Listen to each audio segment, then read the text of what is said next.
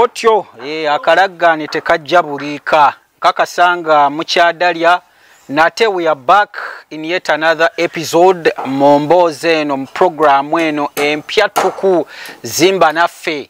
tulina aba high energy electronicals bwenkyogedde kiba kyetuufu omanye ebigambo by'oluzungu ebyo nze namanyira Luganda kale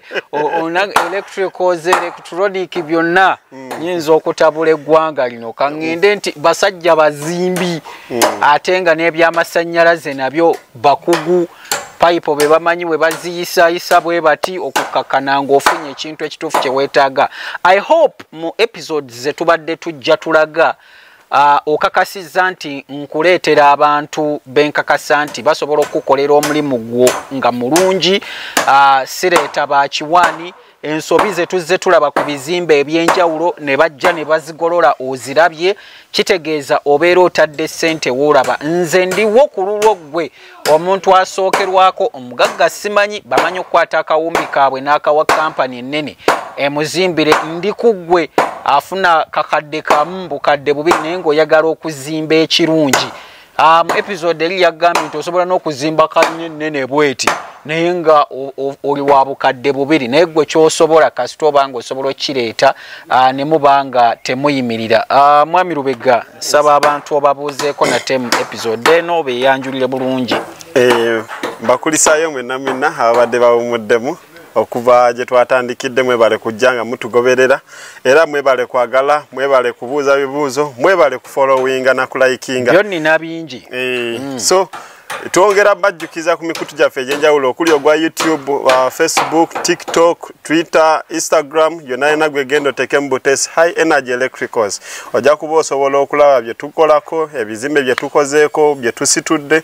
amasannyalaze ge tuwayalinze n'ebizimbe era bye tubadde nti tudesigninga n'amataala ng'enkola empya bweriti ennyumba kati zinyirira mataala. So ojja kuba byonna byonna obisangayo ku mikutu eyo gyaffe egyenjawulo. Ate gwe wenna wena ayagala okubanga otukyalirako ku ofiisi zaffe ez'enjawulo oba ku ofiisi yaffe, ojja kujja e Nansana ku kizimbe Nansana Business Center opposite ne Nansana Municipal Council. Jangu ku mwaliyo ogwokusatu room number C9.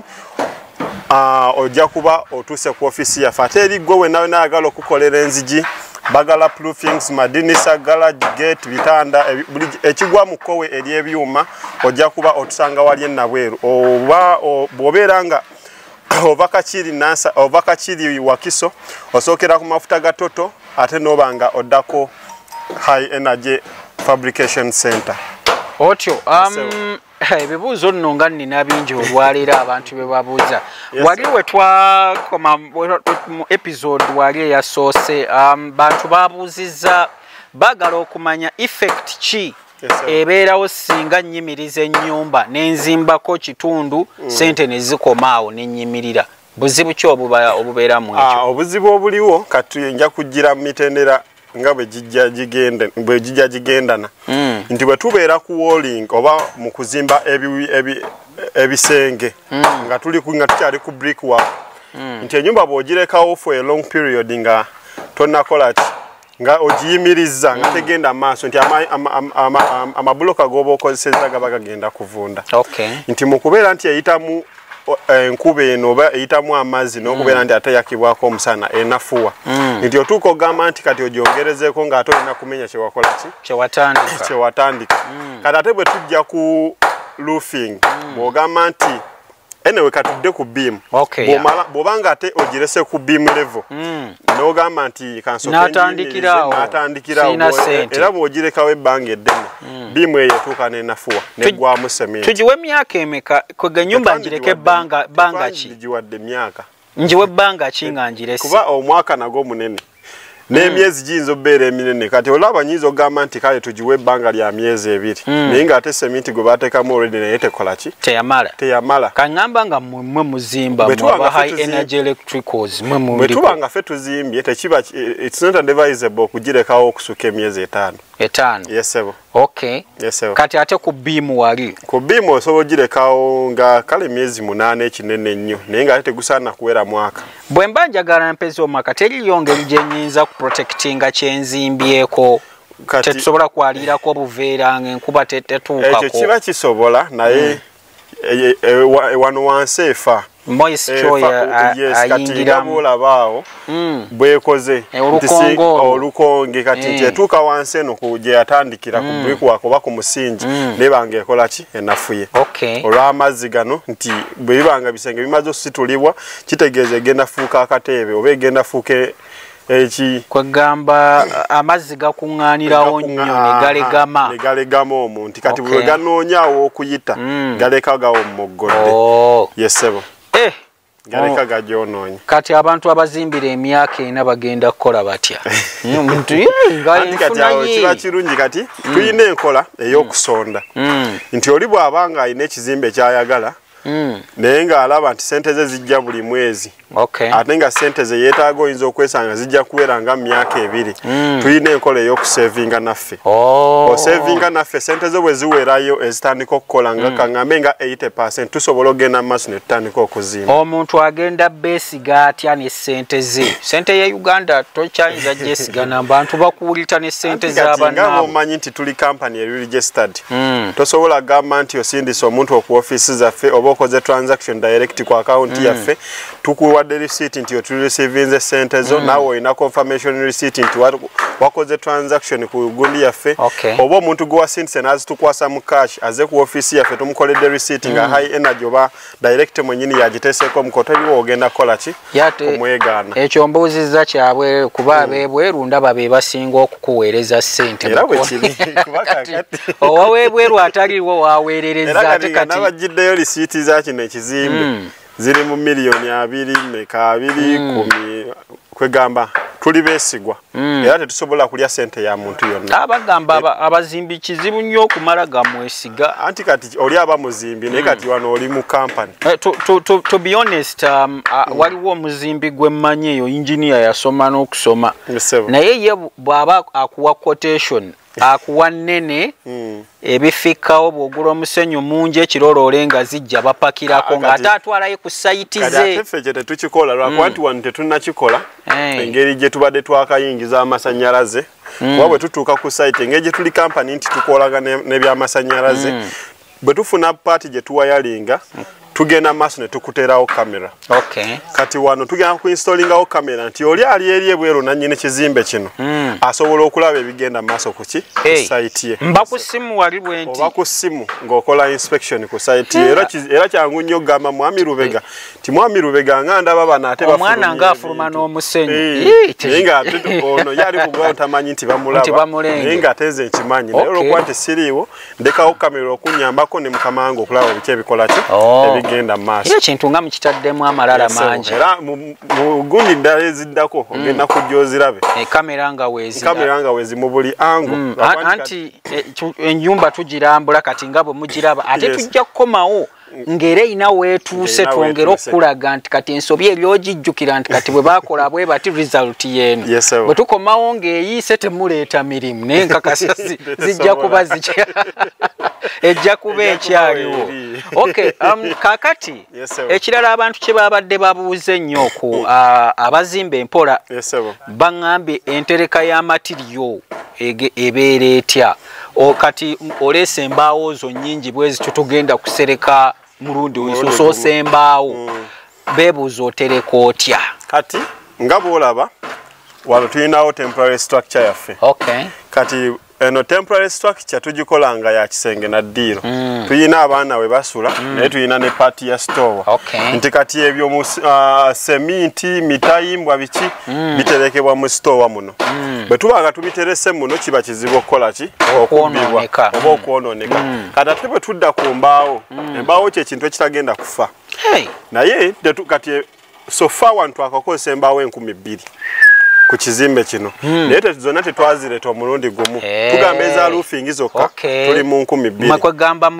bw'oba ne ssente z'omuntu gw'ogulayo ky'ogenda okukozesa at that particular time ngulayo kyengenda okukozesa naye we tuba quotation twakolera embaawo 3,000 naye ne tugulako 2,000 tugamba nti sente bwezi tizikoze eki zisigaddewo nti ekituguza gundi zino mu bitundutundu kubeera nti tusooka ne tukola ekisooka ne kiba nti kimaze ne tulaba kati kiki ekibulayo oba mutemu akyo ogubulayo tetutaleeta kintu kigenda kutuulira kilayanti oba kigenda kukema kubeera nti ate otandika situka ekirongo omusezi otike biwakoze eki wagulidde kiraya muzza balance bwembanga sente zempereza kiri fine kiri fine layiro okufiira mu kitooke kya sente zo agakatona mugo tukuwa sente zo ne kuwa obukadde 2 noga muzeyi nakozesezako 15 obutano mbukole ntya kati je kibajja okugamba nti akati waliwo project eddako tunatandikira kubeera nono yabwe tutyo tukola ye atuwa sente ze newe tugamba nti ennyumba esobola okumalawo obukadde 10 estimation mulimu abagala obisa mbwangu nti kolya just estimation nti bukadde 10 nti kale buubo ati gwe notandika project nga bwajagala naye bwetuuka neggwa nga sente ze weziyo mugamba tulinayo balance abantu ngazi para zijje mu mucha basobola otuweera obujulizi bw'ogenda mu comment section yaffe ya gundi ziri ey'emikutu gyaffe giri egyenjawulo gyalaba teri yagamba nti twamubba nange sofa benneebuuzizzaako sinawulirayo ye mulugunya by the way abatulaba projects ezisinga zenkyalira ne bannannyini njogerako nabo naddala abali ebweru ne bambuulira nti abasajja beesimbwa abo ate nange wendi waneeno ku mukutu guno saagala kuleetera kintu kigenda kukukozesa nsobi njagala bakusobye nga nango nnenyezaamu kyova olaba omusajja ono namubeerako ebbanga ddene ne muga katusooke tulambula ebyokola biri bitya twogereko ne ba clients bo kiki kye bakwogerako abalina ennyumba eziwedde kale abamu bakikeepinga private ng'ezo eziwedde mwe bayingira tebaagala tugendeyo tulabe nsobi ki ezaaliwo tubalage bazirongosa bati amakani gavaayo bulungi naye nga obujulizi babuwa bulungi nnyo nange kwe kugamba omwami ono kamubaleetere wano ku mukutu abayambeko okutuukiriza ebirooto byammwe ebyokubeerako n'okubawonya abafere mu butuufu abafere bangi abantu muweereza akasente okuva ebweru ne bazimba ogenda okutuuka bye bazimba ng'eri gye twasooka okubalaga gye twakyala eruweero ng'ennyumba yazimba square bw'ati ye n'adduka n'ayitamu so kale olina okubeera n'abantu nga beesigwa nnyo ebibuuzo ebirala abantu bye baagala okumanya ennyumba bw'eba ewedde mumaze njiyingiriramu ku point ki kuba faamu tetwagala kulinda oba emiryango mwegiri oba tegirimu ngana kubawo ekibaawo sidda mu rent ennyumba nze ngamba ennyumba ogiyingira mu kiseera woba oyagalidde kasebanga yiyo gwe kasa mumala okuruufinga kasa tumala okuruufinga kasebanga yiyo kyekikusasuza emitwalo 5 zosasula mu renti nga olina ennyumba eyiye ewedde ng'ate 5 nsobola okugamba ago omwezi guno gasseemu olugi kagende gasseemu olugi oba kagayiwe flowa so ennyumba osobola ogiyingira mu kiseera kyonna newoba tonagiruufinga mpozi ng'eno kati munnange eno eyakalina tuyina nnyingi zetulabye olina akuba ettundubaali layira ebisenge ng'ebyo asula mu kimu abaana ne basula muli obulamu ne butambula ebirala n'abimalirawo mpola nga naye ebuguma kuba teri kigumya nnyumba nga bugumu lyamugambe naye ate abakugu bo bakyogera bulala bennanyumizaako nabo ba scientists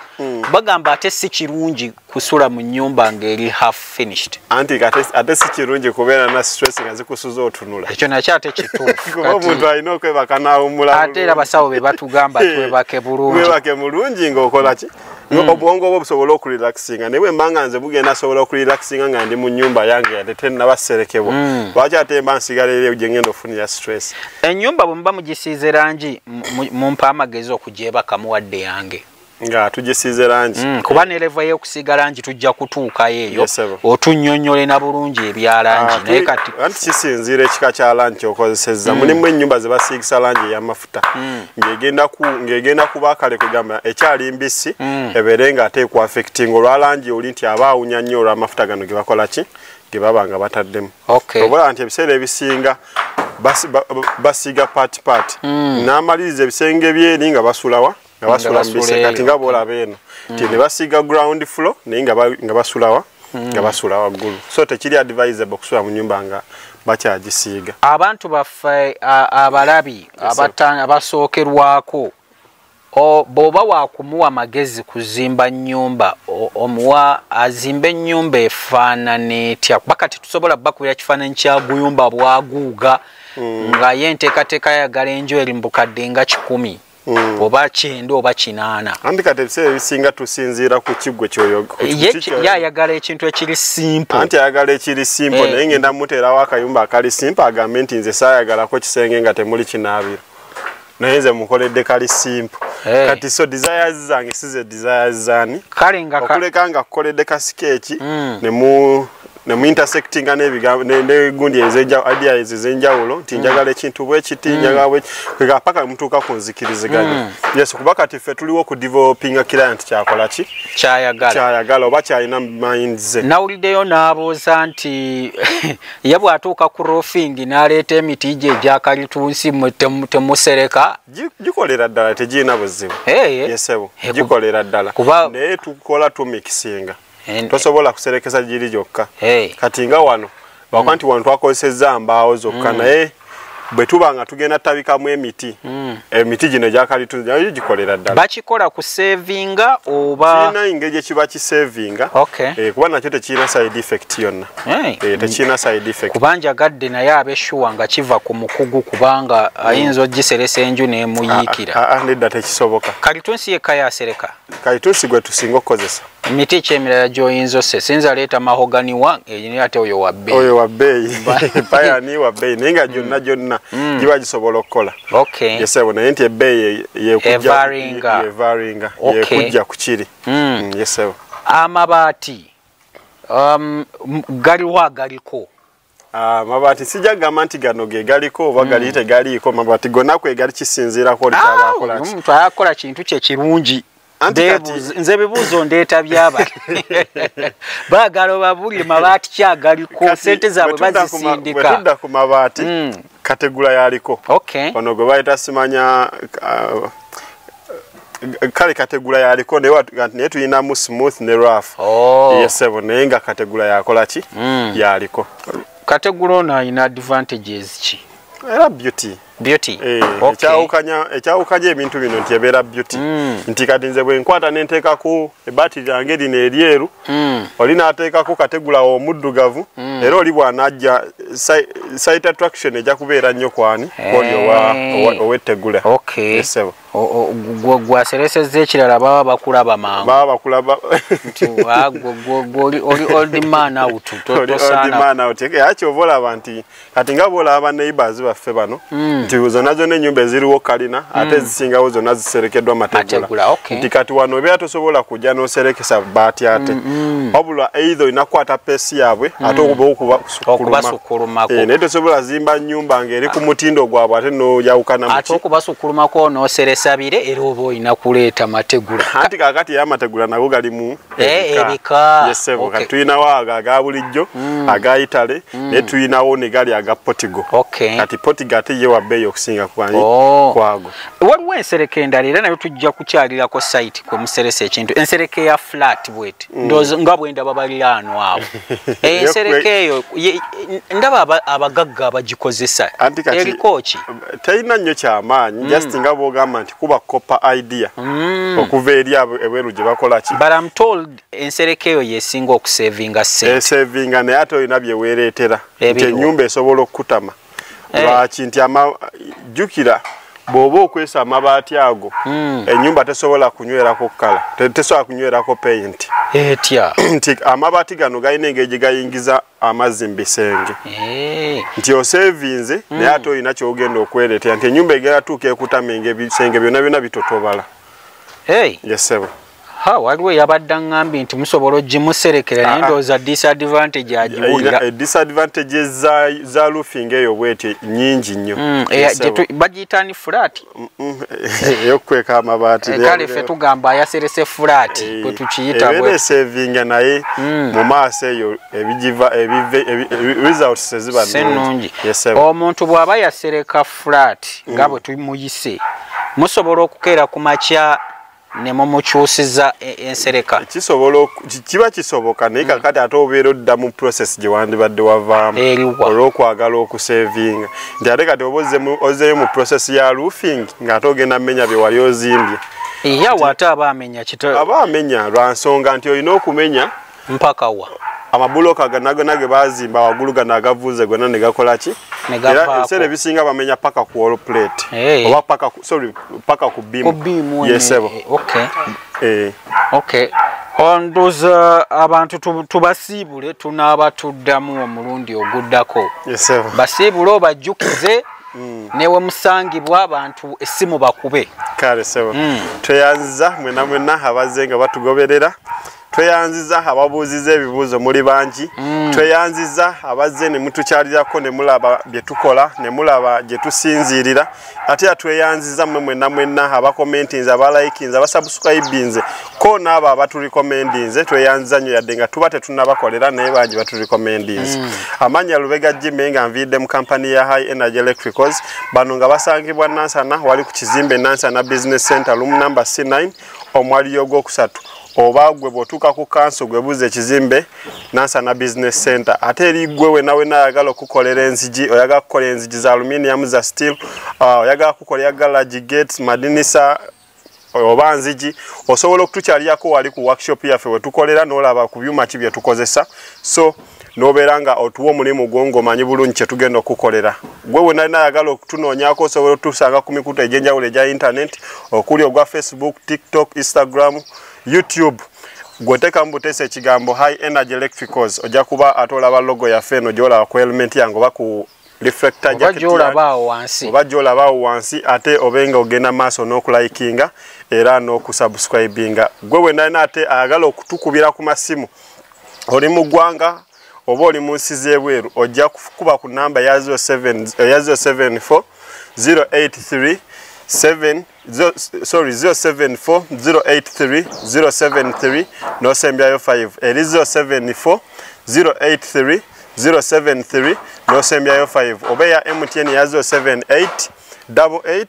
75522 ate eri gwe wena ayagala okusindika sente zo oyagala kusindika sente za inspection oyagala kusevinga Naffe oyagala kusindika sente zo za construction oyagala kusindika sente zo za kukola ku nzigi zo oba esente zo ez'okukola ku masanyalaze go osobola okusindika ku namba ya 070 659 1655 enamba tebagikubako ate tebaji whatsappingako ya transaction zizokka njiddamu eri 070 659 1655 ereta amanya ga Lubega Jimmy tweyanziza nnyo tweyanzege weewaawo ndoza I think njabaleeterako episode nga tuli ku workshop yaabwe olabe kati bw'oba onoggala okozesa bifaanana bitya kale omulundi oguddako Mukama Katonda abankumire nze Solomon Kaweesa